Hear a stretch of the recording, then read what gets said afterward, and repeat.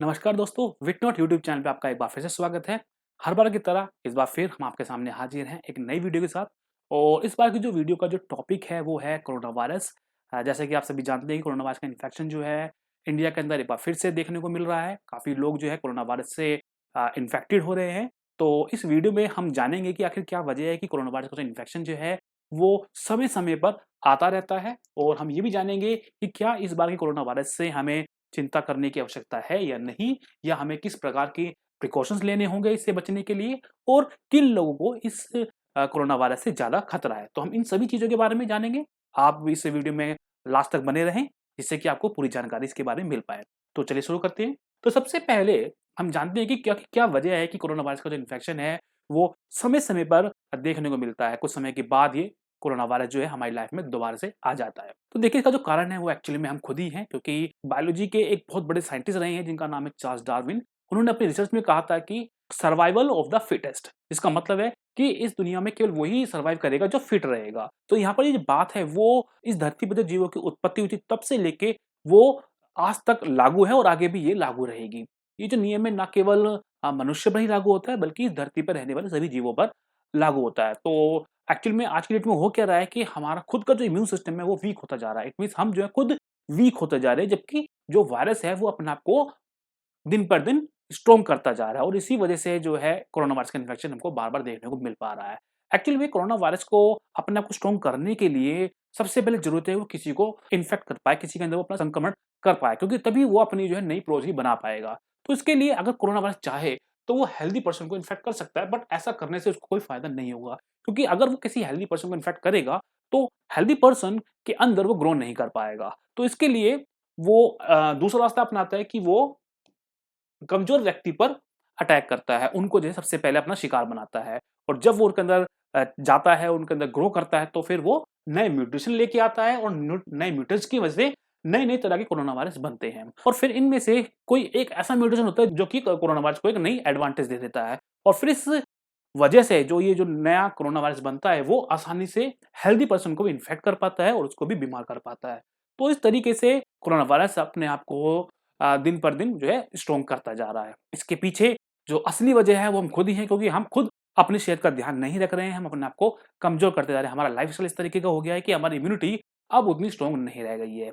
तो अगर हमें इस कोरोना वायरस के साइकिल से बचना है, तो हमें खुद को स्ट्रॉन्ग रखना होगा। तो चलिए आगे हम जानते हैं कि क्या हमें इस बार के कोरोना वायरस से डरने की आवश्यकता है या नहीं? तो एक्चुअली में देखा जाए तो हम लोगों को काफ़ी समय से कोरोना वायरस का एक्सपोज़र हो रहा है। तो उसकी वजह से हमारे अंदर कोरोना वायरस के अगेंस्ट इम्यूनिटी बन चुकी है।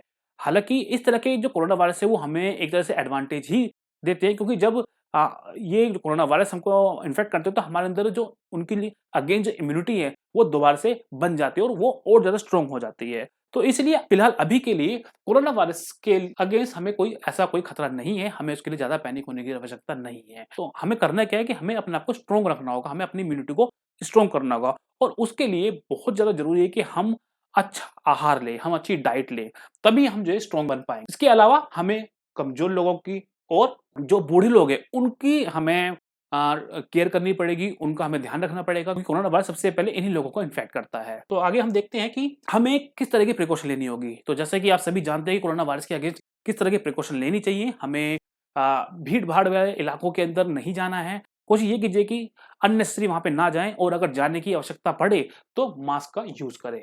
इसके अलावा बूढ़े लोगों का, कमज़ोर लोगों का हमें ध्यान रखना है, हमें अपने आप को स्वस्थ रखना है। यही सबसे ज़्यादा आवश्यकता है।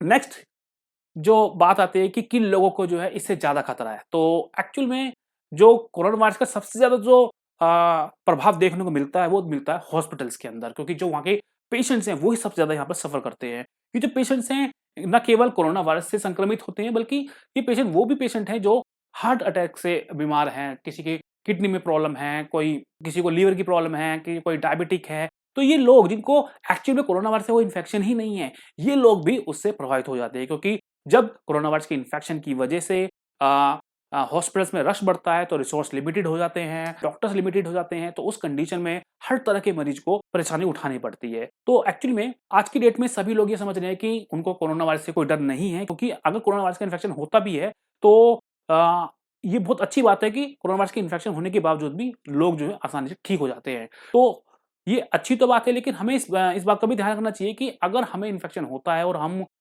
थोड़े समय के लिए भी हॉस्पिटलाइज़ होते हैं, तो उसकी वजह से हॉस्पिटल्स के अंदर बहुत ज़्यादा रश बन सकता है और जिसकी वजह से जो और पेशेंट्स हैं, उनका इलाज जो है वो खतरे में आ जाता है, उनको बहुत ज़्यादा परेशानी होती है। तो हमें अपने आप को बचा के रखना है, जिससे कि ना केवल हम अपने ही सेहत को बचा पाएँगे, बल्कि हम उन मरीजों के लिए भी बहुत बड़ी हेल्प कर पाएँगे इस तरीके से। तो आज की वीडियो में बस इतना ही। आशा करता हूँ आप सभी को ये वीडियो काफ़ी पसंद आई होगी।